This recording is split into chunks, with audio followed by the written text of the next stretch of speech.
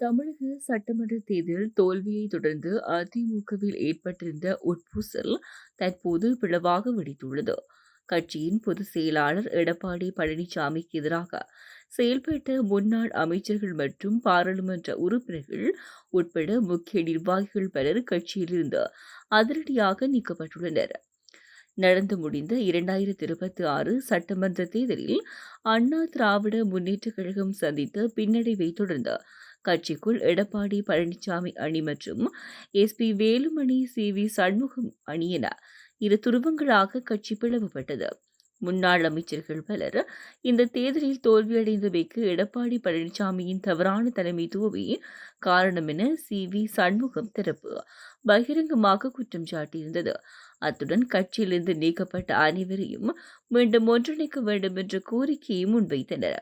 இந்த முருகல் நிலை உச்சமடைந்த நிலையில் எடப்பாடி பழனிசாமியின் கடும் எதிர்ப்பை மீறி தமிழ்நாடு சட்டமன்றத்தில் தமிழக வெற்றிக் கழகத்துக்கு ஆதரவாக அண்ணா திராவிட முன்னேற்றக் கழக அதிருப்தி சட்டமன்ற உறுப்பினர்கள் வாக்களித்தனர்.